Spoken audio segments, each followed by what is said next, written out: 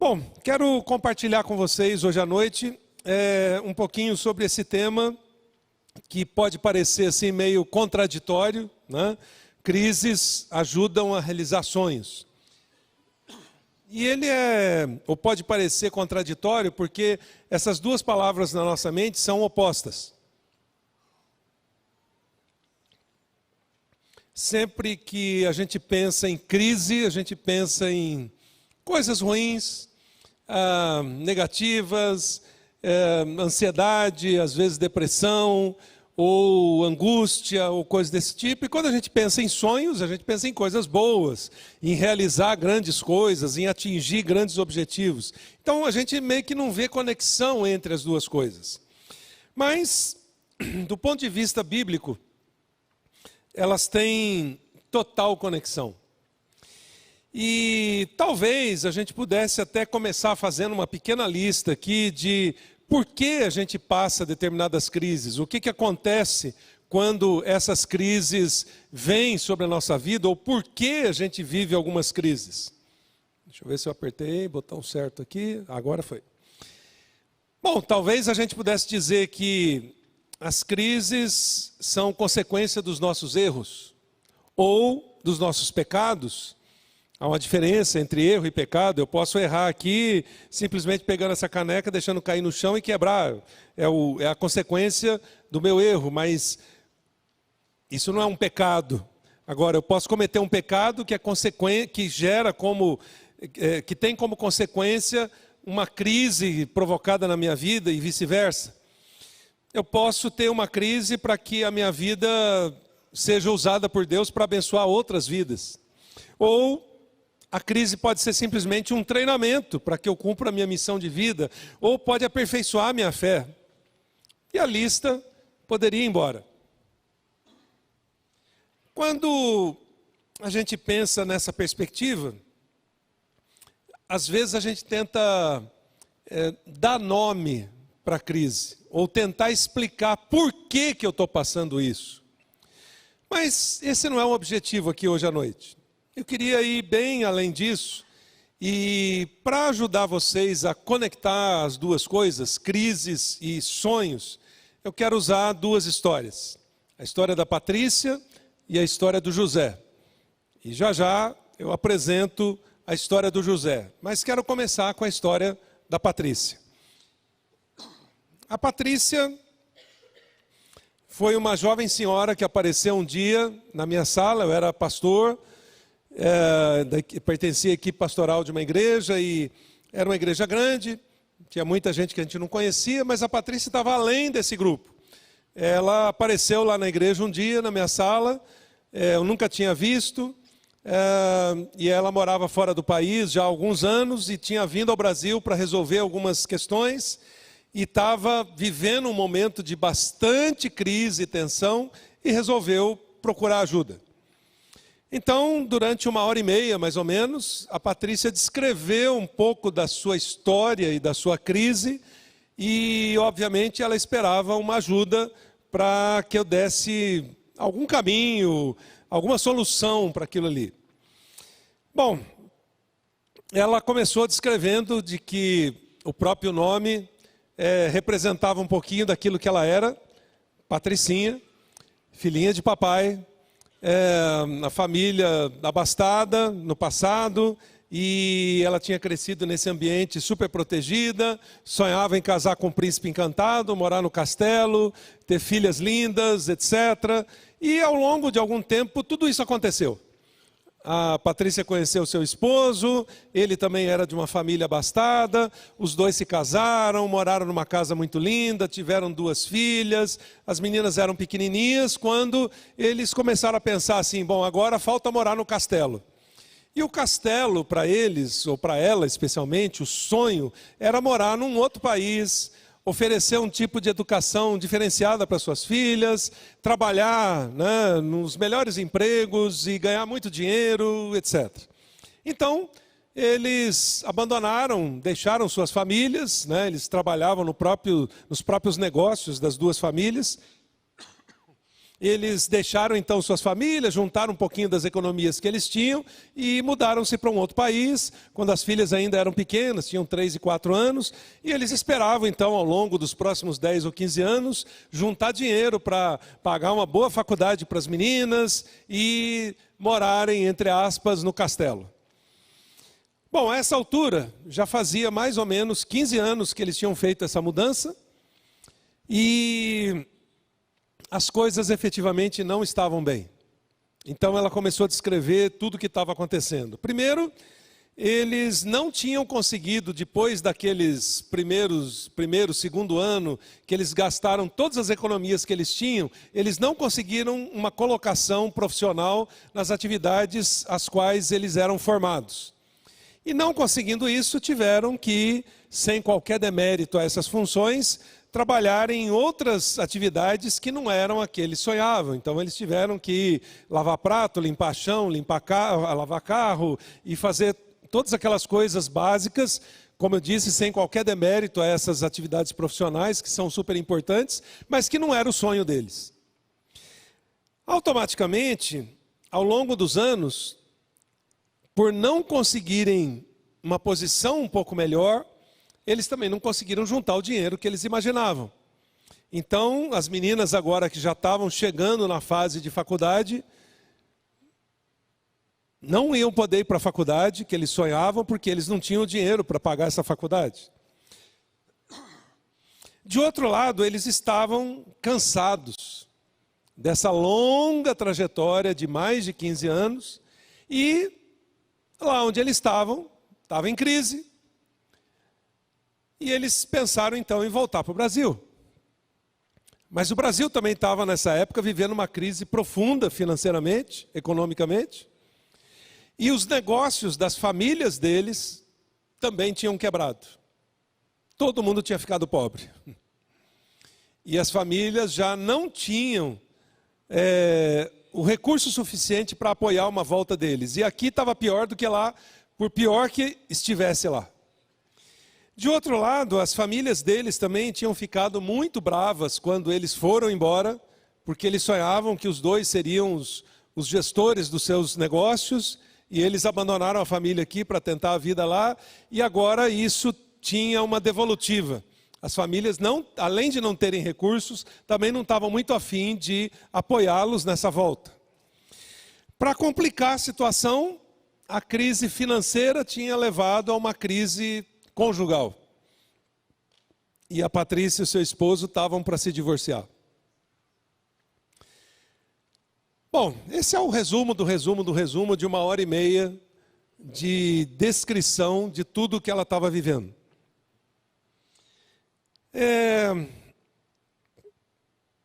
Depois que ela contou tudo isso, foi chegando aquela hora que, dependendo da história, é meio preocupante para quem está do lado de cada mesa, porque a gente sabe que a pessoa vai falar: então, pastor, o que a gente faz? Pode ser pastor, padre, psicólogo, terapeuta, né?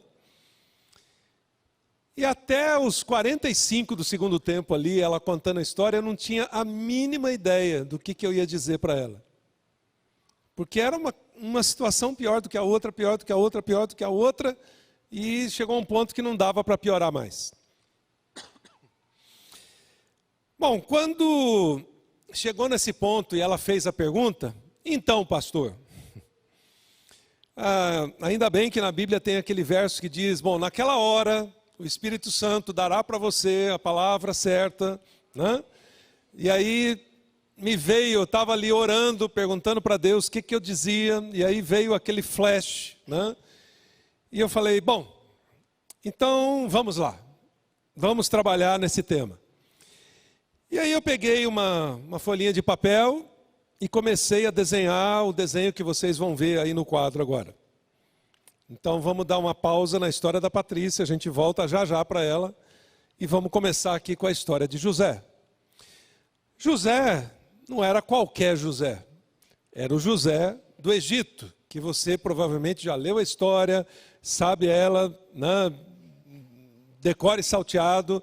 Então eu vou dar as referências aqui só para ilustrar, mas você conhece a história e eu vou fazer a conexão agora aí na sua mente. José do Egito começou com um sonho. Em Gênesis 37, diz que ele era um dos filhos mais novos, né, de uma família de 12 irmãos, e ele era meio que o preferido do seu pai. A Bíblia diz que o pai de José mandou fazer uma capa especial para ele, colorida, ele era diferenciado dos irmãos. E certo dia, quando José tinha mais ou menos 17 anos, ele teve um sonho. E nesse sonho, Deus mostra que ele vai ser uma espécie assim de salvador da pátria, da família. Ele sonhou com o sol, a lua e as estrelas se ajoelhando, e ele acorda animado um dia, vai para o café da manhã, senta na mesa com o pai, a mãe e os irmãos e diz: gente, dá aquela batidinha assim na xícara, né? Tim, tim, tim, tenho algo a comunicar, né? E começa a contar o sonho. Bom, quem é o irmão mais novo aí na sua família? Você é o irmão mais novo ou a irmã mais nova? Tá, eu também sou. O que acontece quando o irmão mais novo chega e diz para a família: minha gente, quero comunicar que eu serei o salvador da pátria da nossa família. Vão acontecer coisas ruins, mas não se preocupem, eu vou salvar essa família. E papai e mamãe vão se ajoelhar diante de mim, os meus irmãos queridos também. Bom, você já leva logo um tapa na orelha e fica quieto aí, seu tampinha, e vai daí para frente. Bom, foi mais ou menos isso que deve ter acontecido com José. Quando ele compartilha esse sonho dado por Deus, ele é rechaçado. E mais do que isso, em Gênesis 37 a Bíblia diz que José é então odiado pelos seus irmãos. Se eles pudessem... E aí depois de um tempo, isso efetivamente acontece. José é odiado a tal ponto pelos seus irmãos que eles planejam a morte dele. Um deles, mais velho um pouco, diz: não, gente, espera aí.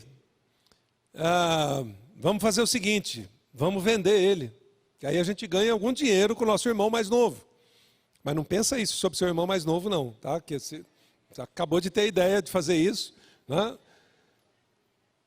Mas foi o que eles fizeram. Eles jogam José dentro de um poço, tentando decidir ali se mata, se vende, etc. Vem uma caravana de midianitas, que eram os comerciantes de escravos da época, e um deles diz: já sei, vamos vender José para eles, e a gente se livra dele, ele vai embora para o Egito, a gente inventa uma história para o nosso pai, de que ele foi devorado por algumas feras, e está tudo resolvido. Nos livramos desse irmão incômodo. Então, José entra num segundo estágio. Ele é traído pelos irmãos. A traição aqui envolvia muito mais do que só a venda. Era o desejo de se ver livre. O desejo de se vingar por causa da inveja de um irmão que era agraciado por Deus, por ter um sonho que incomodava eles. Gênesis 37, um pouquinho à frente, 17 a 23, relata isso. Bom, depois disso eu falei para a Patrícia, mas a história não para aí. José é vendido então como escravo. Os midianitas compram ele dos seus irmãos e quando chega no Egito, ele é vendido ou revendido como escravo. E isso era extremamente repugnante, não só pela escravidão em si, mas pela forma, porque os escravos naquela época, como em toda a história, eram apresentados como objetos. Os escravos, para vocês terem ideia, na época do Egito, eles arrastavam toras de madeira amarrado a cordas com os dentes. Então, quando alguém ia comprar um escravo, uma das coisas a serem checadas era: deixa eu ver seus dentes se são fortes para aguentar puxar uma tora de madeira pela corda prendida na boca. Era algum objeto. E José passa então por isso. Mas a história piora um pouco mais. Porque a partir disso, José vai então para a casa de Potifar, que o compra, E ele é explorado, então, pelos poderosos.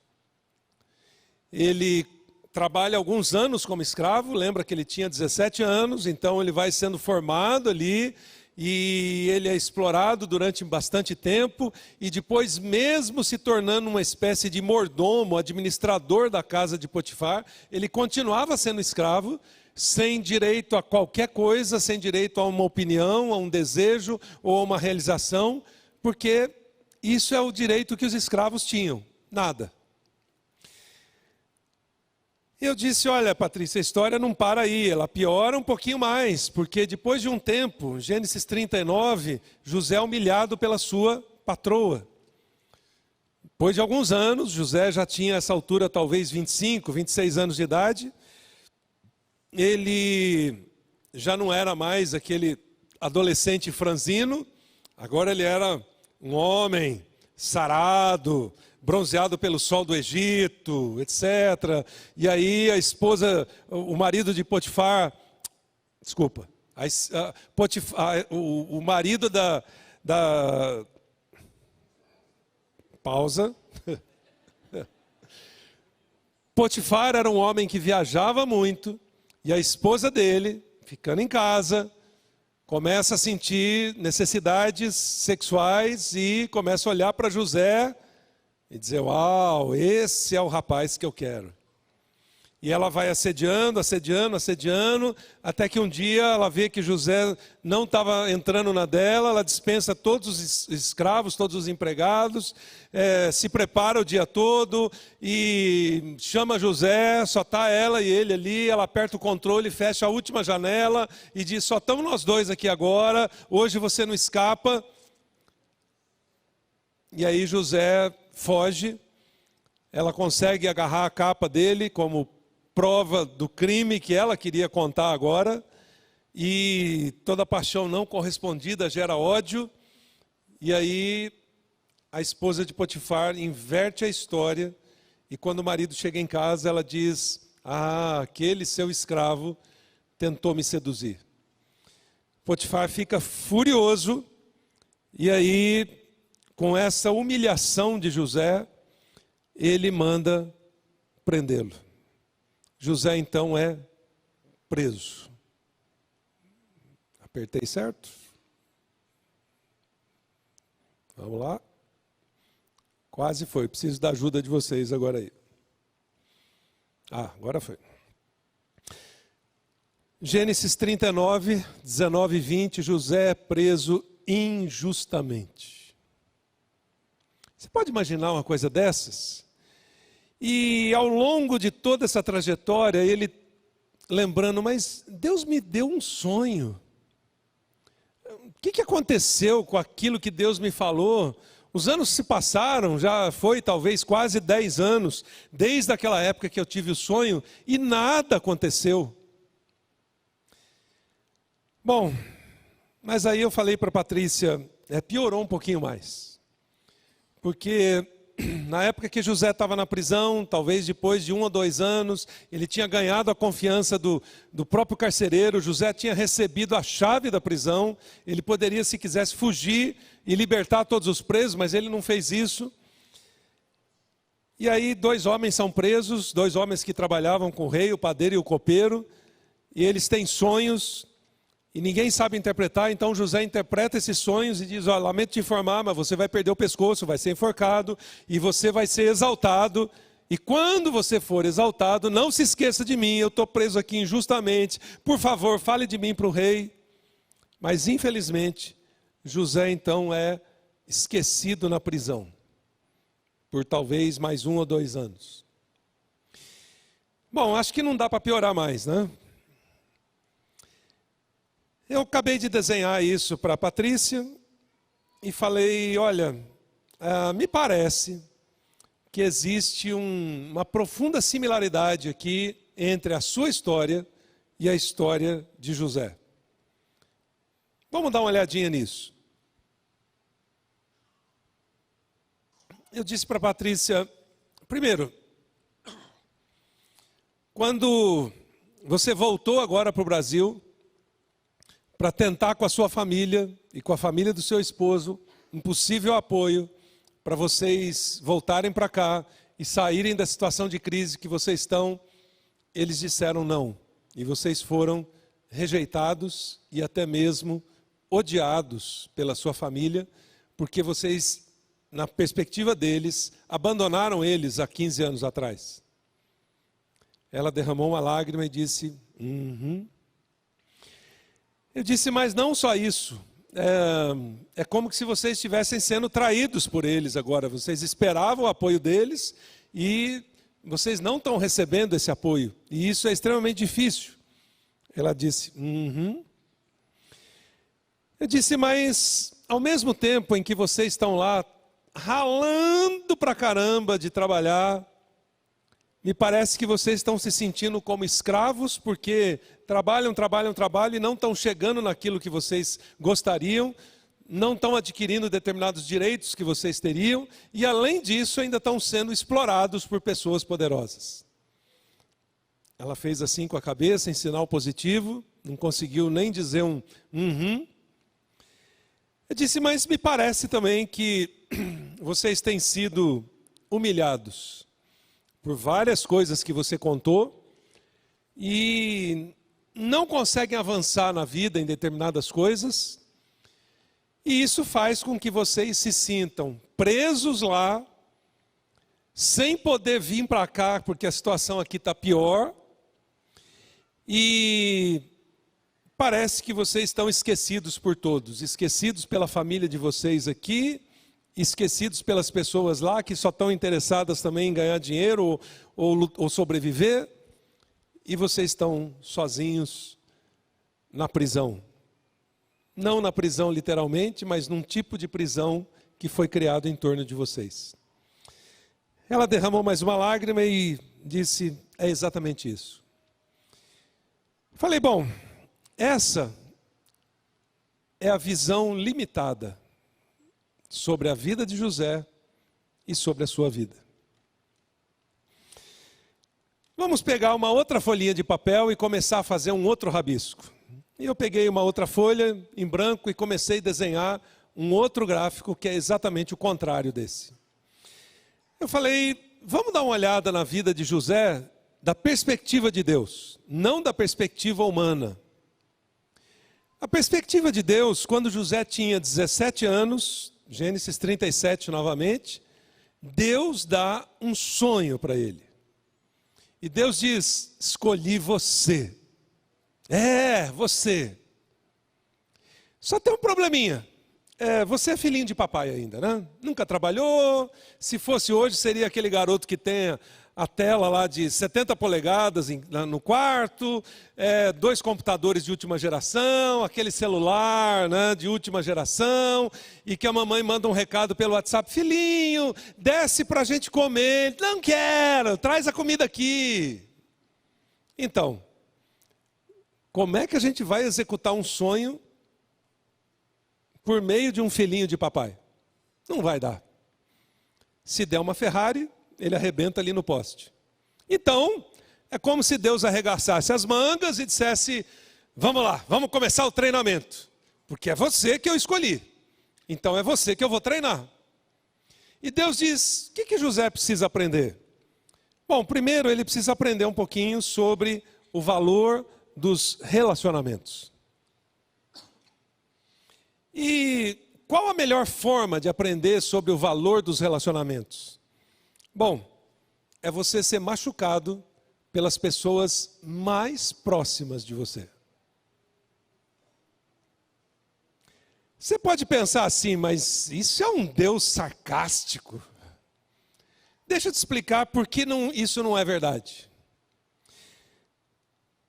Os relacionamentos e várias outras áreas na vida, não dá para aprender de forma antisséptica, com luva, máscara, chapéu, avental. Perdão, por exemplo. Você quer aprender sobre perdão, aí você vem, ouve uns 10 sermões do pastor Gilson, do Ronaldo, do Eli, de outros pastores da igreja. O que você sabe sobre perdão? Nada, teórico. Aí você diz, não, vou ouvir mais 15 podcasts sobre perdão. O que você sabe sobre perdão? Nada, teórico. Aí você diz, eu vou ler mais 5 livros sobre perdão e participar de um curso que está tendo sobre perdão. O que você sabe sobre perdão? Nada, teórico. Aí alguém te fere, ou você fere alguém. Alguém foi maledicente contra você, ou você foi maledicente contra alguém. Alguém fez alguma coisa contra você que te machucou, ou você fez alguma coisa contra alguém que machucou essa pessoa. Aí você tem que ir lá, resolver, conversar, chorar, pedir perdão ou liberar perdão. Resolvido. O que você sabe sobre perdão agora? Tudo, você é especialista em perdão. Percebe? Não dá para aprender determinadas coisas teoricamente.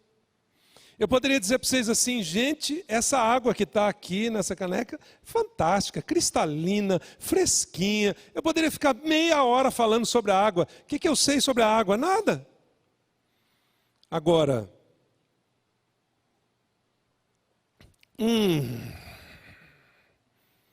tudo que eu expliquei sobre a água agora, eu experimentei. Então Deus diz, bom, José precisa aprender um pouco sobre o valor dos relacionamentos.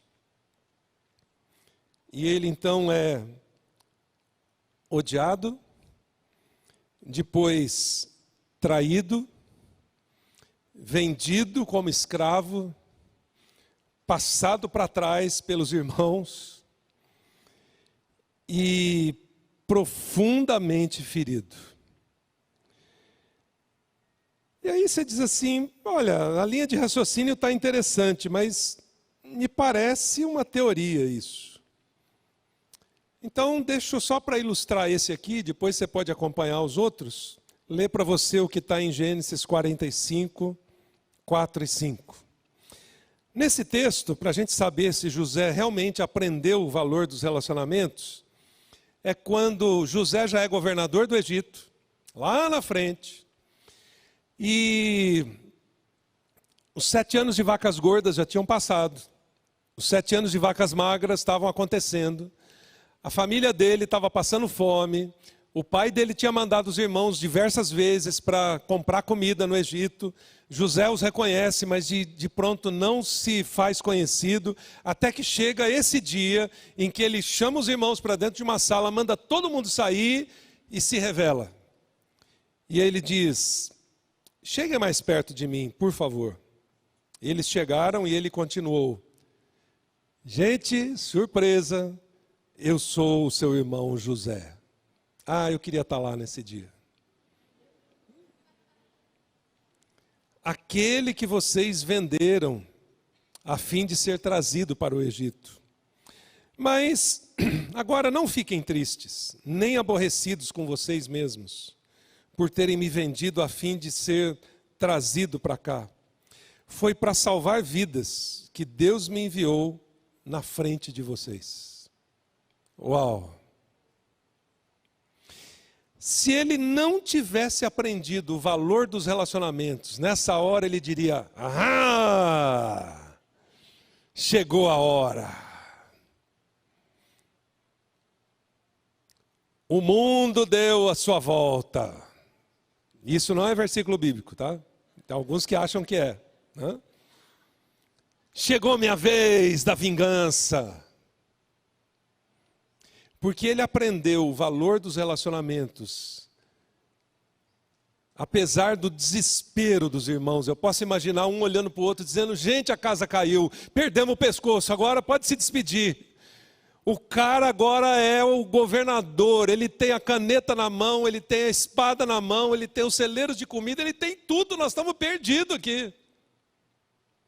Mas ele diz, não se preocupem, eu amo vocês, apesar do que vocês fizeram, eu estou aqui para ajudar a salvar essa nação e a nossa nação, a nação que Deus está construindo, de Israel, Abraão, Isaac, Jacó, etc., até nós. Deus só me mandou na frente. Percebe? Quando Deus olha para isso, Deus diz assim, uau, como esse rapaz aprende rápido, podemos ir para a próxima fase do treinamento. E aí Deus fala, eu preciso que José aprenda um pouquinho mais sobre o valor da vida humana. Então, não dá para aprender de forma antisséptica também, com máscara, luva, etc. José é vendido como escravo, é revendido como escravo, é usado, abusado. Ele chega àquele ponto mais deprimente que um ser humano pode chegar em termos de exploração, que é uma pessoa explorando a outra como escravo, sem valorizar nada e nenhuma opinião dessa pessoa. Ele entende o valor da vida humana. Então, em Gênesis 41, só para a gente checar se ele aprendeu sobre isso, é quando começa o período das vacas magras, e pessoas não só do Egito, mas de diversos países, porque a Bíblia diz que havia fome no mundo, começam a vir para José e pedir para que ele vendesse comida, e ele poderia ter uma atitude similar àquela que ele poderia ter tido em relação aos irmãos, dizer: não, vocês são inimigos, vocês prejudicaram a mim, vocês prejudicaram o Egito, só vou vender comida para os amigos agora. Mas porque ele havia aprendido o valor da vida humana, a Bíblia diz que, Gênesis 41, 55 em diante, de que ele abre os celeiros, ele vende comida para todos, porque ele entendeu qual era a importância da vida humana. Aí eu disse: Patrícia, mas tem mais. Em seguida, José aprende o valor do trabalho. Afinal de contas, vocês estão lembrados, ele era filhinho de papai, ele nunca tinha trabalhado. Então, primeiro ele vai para o trabalho duro, limpar chão, lavar prato, e tudo que era que um escravo fazia, muito além disso. Depois de algum tempo, ele se torna o administrador, o gestor. A Bíblia diz que Potifar confia a ele tudo, exceto a esposa. Ó, você administra tudo, está aqui a chave do Pix, a senha do cartão, a conta bancária, os investimentos, administra tudo para mim. Por quê? Porque ele seria alguém que seria um administrador de uma nação.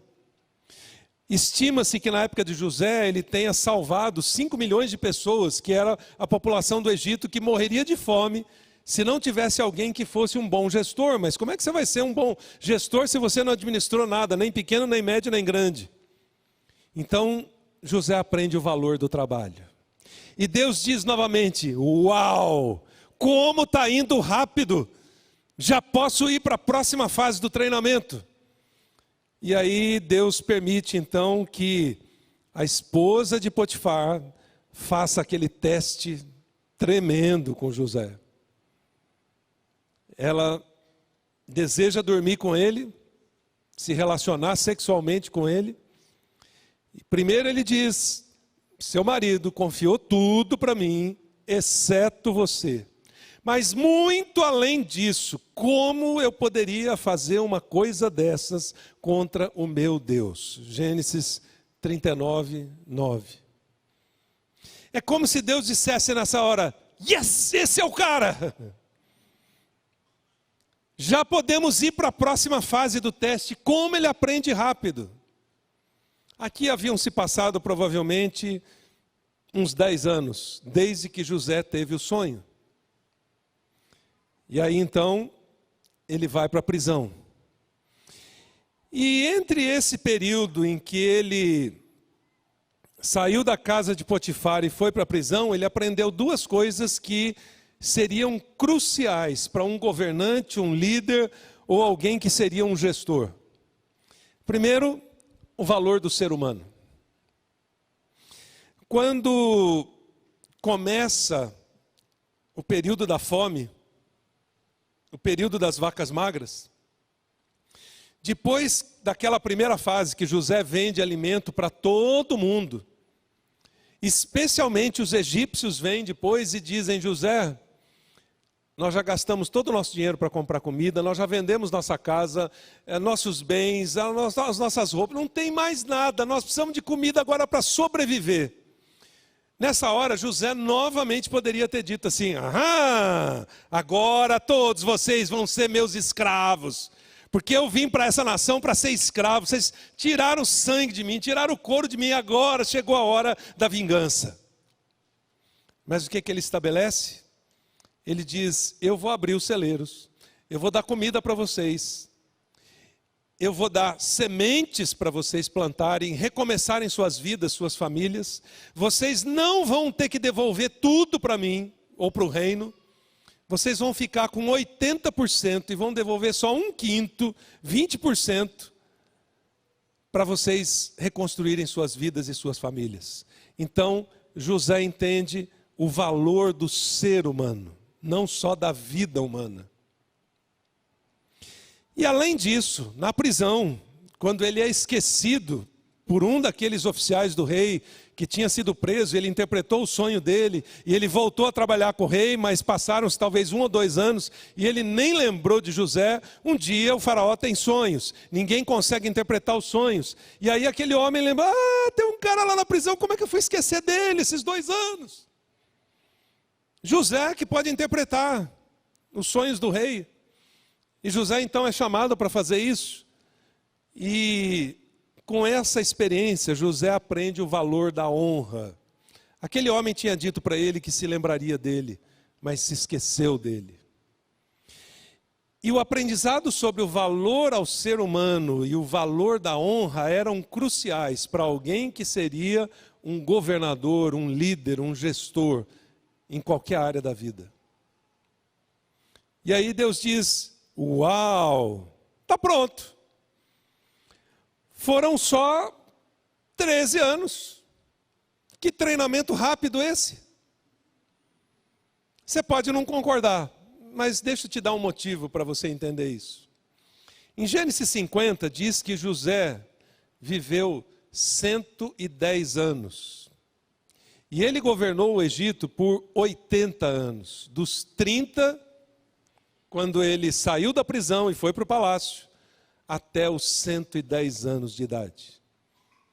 Então, 13 anos parece um período bem pequeno para você exercer liderança e influência durante 80 anos.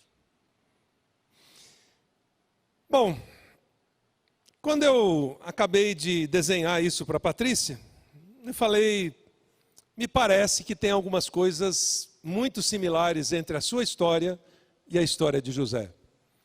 Primeiro, pelo próprio nome, Patricinha, você era a filhinha de papai. Ela deu uma risadinha, não se realiza nada na vida de alguém que não aprendeu nada ainda. Você não dá o que você não tem.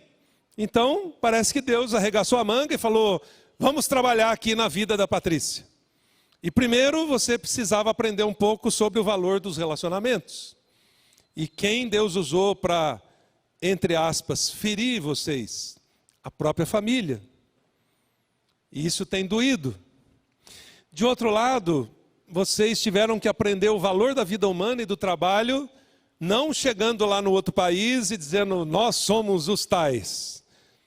Vocês tiveram que ir lá para coisas bem básicas e durante vários anos trabalhar nisso, e ainda estão trabalhando, e isso ainda não possibilitou realizar os sonhos, etc.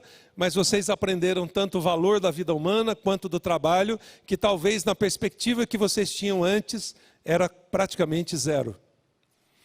Eu falei: mas me parece que também Deus agora está tentando ensinar vocês sobre a fidelidade. Não só a fidelidade a Ele, mas a fidelidade um para com o outro. Você disse que vocês estão à beira do divórcio. Mas há 15 ou 16 anos atrás, vocês disseram um para o outro: na alegria ou na tristeza? Na saúde ou na doença? Onde foi parar esse compromisso? E talvez vocês estejam aprendendo bastante sobre o valor do ser humano e o valor da honra, quando a própria família de vocês está dizendo: não voltem, porque nós não vamos apoiar. Nós estamos bravos, amargurados com vocês. E o pessoal lá também não está dando apoio para vocês. Aqueles que prometeram, deram a palavra de que honrariam algumas coisas com vocês, também não estão honrando. E vocês estão aprendendo não só o valor do ser humano, mas o valor da honra. Ela derramou mais uma lágrima e disse: é exatamente isso. Eu falei: bem, então acho que dá para a gente tirar alguns aprendizados de tudo isso. é o que eu chamei de tire o melhor da crise. E quando a gente olha para isso, talvez uma das primeiras coisas que a gente tenha que entender é que ser cristão não significa que não vai ter doença, não vai ter dor, não vai ter depressão, não vai ter sofrimento.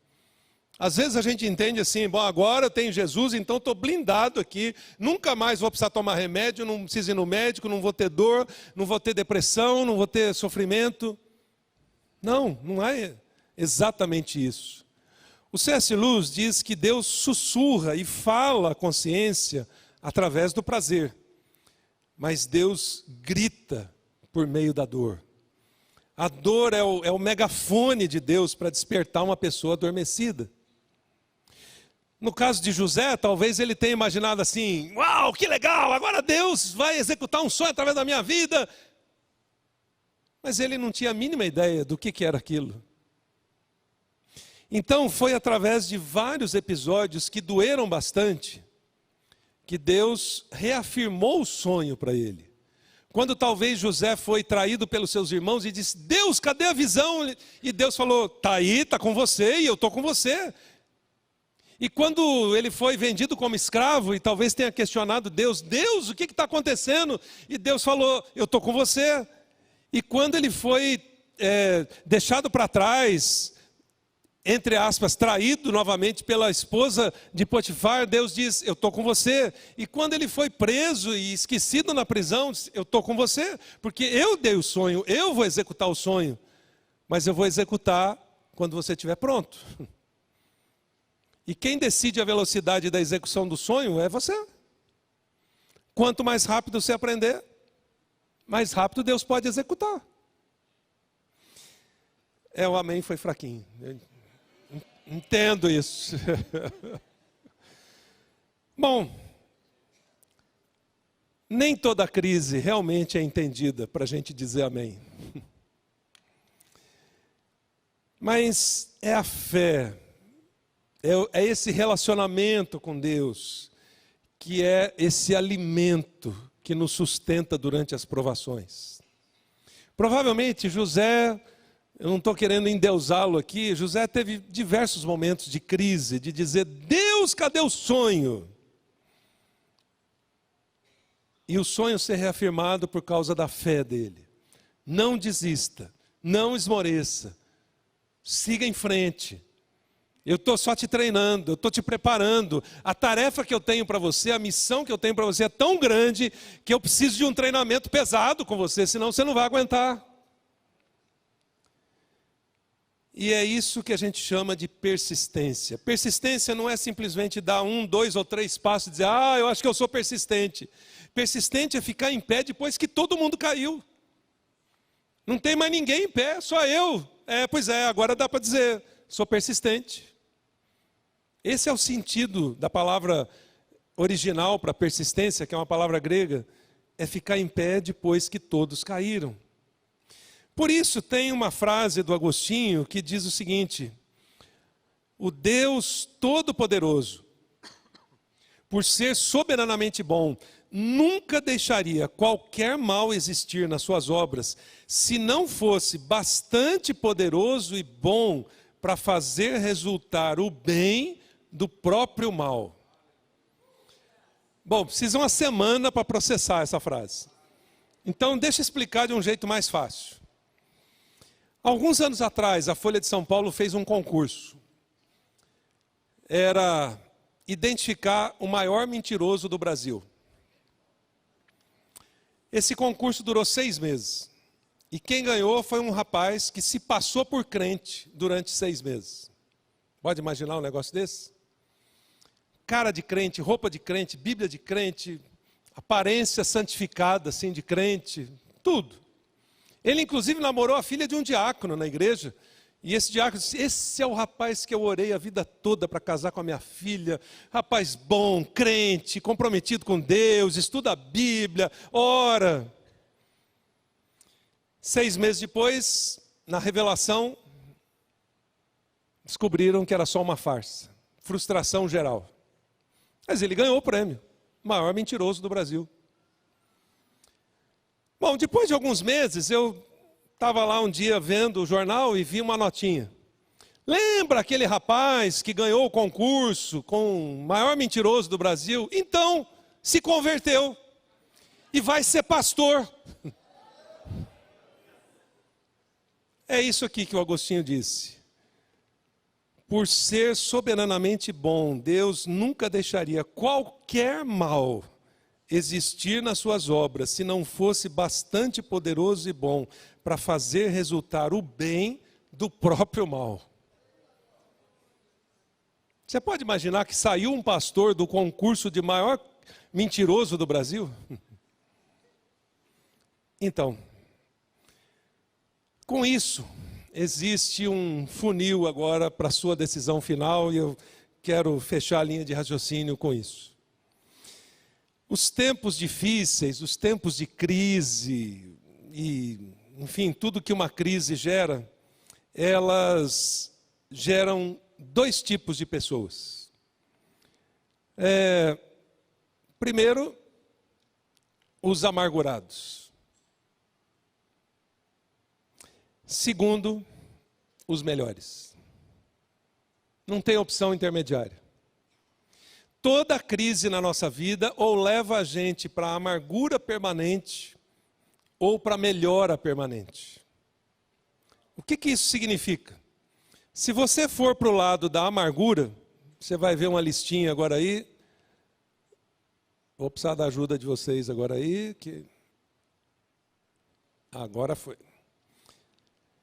Que talvez você use para a sua vida. Eu sou inútil e Deus esqueceu de mim, não há esperança, eu errei e não existe conserto para isso, eu jamais vou conseguir, eu deveria ter feito diferente, e vai embora essa lista. Essa é a lista dos amargurados. Eu estou sempre brigando contra Deus, Deus é mau, enfim. Eu espero que você não use essa lista. E não entre para o grupo dos amargurados. Porque senão daqui 10 ou 15 anos eu vou encontrar com você e você vai continuar amargurado. A outra opção, que foi o caso de José, é entrar para a lista das pessoas ensináveis. Daqueles que vão se tornando melhores e melhores e melhores. Por quê? Porque é isso que a Bíblia diz para a gente sobre as crises. Hebreus, por exemplo, diz: Deus está educando vocês. É por isso que vocês nunca devem desistir. Ele está tratando vocês como filhos queridos. Essa provação que vocês estão enfrentando não é um castigo, é um treinamento. E o que dizer de 1 Pedro, capítulo 1, versos 6 e 7, que diz: essas provações são para mostrar que a fé que vocês têm é verdadeira. O ouro passado pelo fogo sai comprovadamente puro. A fé genuína que passa pelo sofrimento sai comprovadamente genuína. Vocês estão se tornando melhores, e melhores, e melhores, cada dia um pouquinho mais. Mesmo que seja 1%, mas se você for 1% melhor do que ontem, você está se tornando melhor. Nós temos um amigo, muito amigo nosso, que mora lá em Vitória, que está passando por uma situação difícil agora de câncer. E quando eu mando um recado para ele, eu digo: eu espero que você esteja melhor do que ontem e pior do que amanhã. Se você estiver melhor do que ontem, você melhorou 1%. Mas eu espero que hoje você esteja pior do que o que você vai estar amanhã. Que amanhã eu espero que você esteja um pouquinho melhor. E assim vai. É isso que a crise gera na nossa vida. Ela nos prepara para a execução do sonho. Mas para a execução do sonho, eu preciso crescer um pouquinho mais a cada dia. De outro lado, o que dizer do texto de Salmo 34? O justo passa por algumas adversidades? Não, muitas adversidades. Mas Deus o livra de algumas? Não, o justo passa por muitas adversidades, mas Deus o livra de todas. Deus livrou José de morrer quando os irmãos queriam matá-lo. Deus livrou José de morrer de tanto trabalhar como escravo quando ele serviu como escravo. Deus livrou José de ser massacrado pela esposa de Potifar. Deus livrou José de uma prisão injusta. E assim foi durante toda a vida, porque Deus tinha dado um sonho para ele e Deus ia executar esse sonho, não importa o que acontecesse. Mas sem o treinamento, não tinha como. É por isso que Tiago 1:2 diz: amigos, quando lutas e aflições os atingirem em cheio, saibam que isso é um presente especial. Presente especial? Pois é. Vocês verão como a fé será fortalecida e como terão forças para continuar até o fim. Por isso, não desistam facilmente. Essa perseverança os ajudará a amadurecer e a desenvolver plenamente o caráter de vocês. E por fim, 1 Coríntios 10, que diz: nenhuma tentação, nenhum teste que surge no caminho de vocês é maior que o enfrentado por outros. Tudo o que vocês precisam lembrar é que Deus não deixará que vocês fracassem. Ele nunca permitirá que sejam pressionados além do limite, mas estará sempre com vocês para ajudá-los a vencer a tentação. O que isso significa? Você passou por uma provação nível 6. E passou, foi bem. Agora você está pronto para a provação nível 7. Superou? Está pronto agora para a provação nível 8. E quanto mais próximo do 10, mais próximo de Deus executar o sonho que Ele deu para você, ou que Ele tem para você. Porque sem treinamento, a gente vai falhar. Então, é por isso que crises ajudam a executar os sonhos. Mas isso implica numa decisão.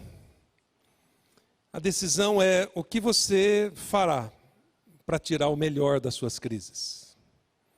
Você vai se tornar simplesmente um amargurado ou uma amargurada reclamando de Deus e da vida? Ou você vai dizer: Deus, quando é que eu vou estar pronto para a aprovação nível 7? Não vejo a hora de chegar a nível 8. Eu sei que a 9 vai ser difícil, mas estou pronto. Percebe como vocês não falaram amém?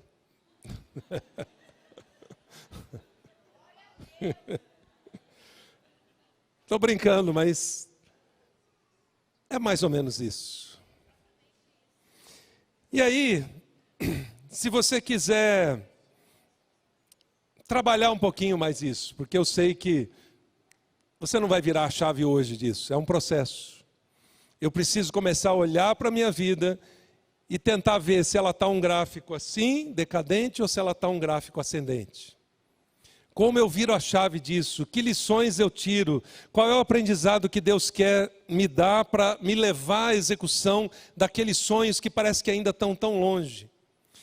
Então, como eu tenho trabalhado esse tema já há alguns anos, a gente foi criando algumas ferramentas para ajudar. Eu não queria que isso fosse só mais um sermão e você vai embora, esquece, foi bem legal aquele dia, glória a Deus, e nada muda na sua vida. Então, tem algumas ferramentas que podem te ajudar nisso.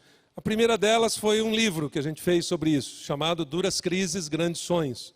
Como é que as crises ajudam a executar os sonhos. Se você quiser, tem ali fora, você pode comprar pela internet depois. Depois a nossa equipe criou um curso na nossa plataforma que te ajuda passo a passo na compreensão disso. E se você quiser começar algo simples, você pode começar agora à noite, depois que você chegar em casa. Se você usa o aplicativo lá do YouVersion, da Bíblia, tem um devocional lá chamado Duras Crises, Grandes Sonhos. Durante 7 dias você pode começar a dar os primeiros passos nesse devocional para entender um pouco melhor isso, a profundidade disso e como é que Deus realmente está trabalhando na sua vida nesse aspecto. Agora, a grande decisão, como eu mencionei, é essa, de que você precisa olhar, primeiro, de que lado está o gráfico. Se o seu gráfico é decadente e você está olhando coisa após coisa na sua vida como algo ruim, ou se você está fazendo a pergunta: qual é a perspectiva de Deus nessa fase da minha vida? Onde será que eu estou? Será que eu estou aqui no nível 1 ou 2? Ou será que eu já estou na metade? Ou eu já estou lá bem próximo daquele ponto em que Deus vai dizer: está pronto, está pronta. Como você aprende rápido como José? Então, o desafio que eu queria deixar para você é: você vai ser um amargurado ou amargurada com as suas crises? Ou você vai entender que isso é parte do processo que Deus usa para preparar você para executar os sonhos dele? Então, queria orar por vocês e pedir que Deus dê graça para que vocês realizem os sonhos dele nesse tempo e nessa geração. Deixa eu orar por vocês. Pai, muito obrigado por esses meus irmãos e irmãs, tanto aqui como nos assistindo pela internet. E eu quero te pedir, ó Pai, que na vida de cada um, o Senhor vire a chave lá na mente, sobre a perspectiva daquilo que eles têm passado nas últimas semanas ou meses, ou anos talvez, daquilo que estão vivendo no momento, para que não se tornem simplesmente amargurados, mas para que se tornem pessoas ensináveis e melhores a cada dia. Que eles subam nível a nível essa escadinha de crescimento, de perseverança, de desenvolvimento e de compreensão de que o Senhor os está preparando para executar os teus sonhos, para usar a vida deles para causar um impacto nesse tempo e nessa geração, para usar a vida deles para fazer diferença na vida de outras pessoas.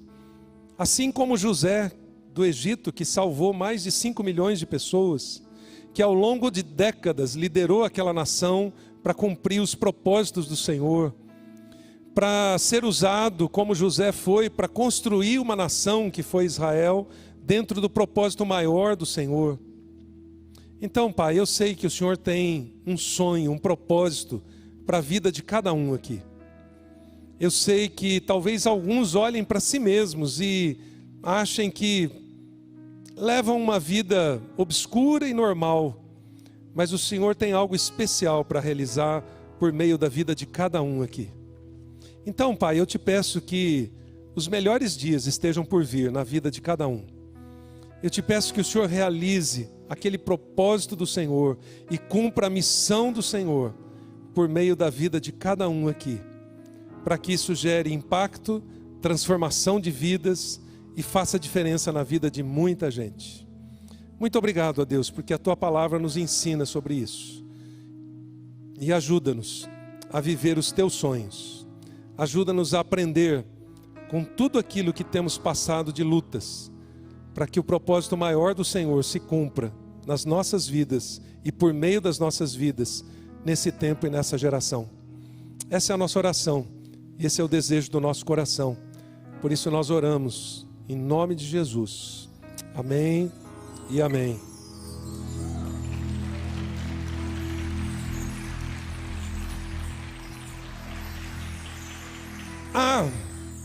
E a Patrícia?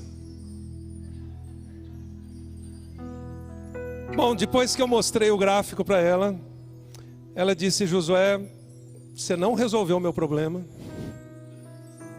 Eu saio daqui, entre aspas, com o mesmo tamanho de problema que eu tinha, mas eu sei que a partir de hoje algumas coisas precisam mudar em mim. Então eu preciso voltar para o meu marido e a gente precisa acertar as coisas. Eu preciso fortalecer meu casamento. Eu preciso deixar de lado essa coisa obsessiva de que eu preciso juntar dinheiro para pagar a faculdade das minhas filhas. Eu preciso mudar a perspectiva a respeito do trabalho, da família. Eu preciso pedir perdão para um monte de gente. E eu sei que eu vou começar a olhar o gráfico agora de um outro jeito. Não da minha perspectiva, mas da perspectiva de Deus. E eu espero que você faça o mesmo. Deus te abençoe.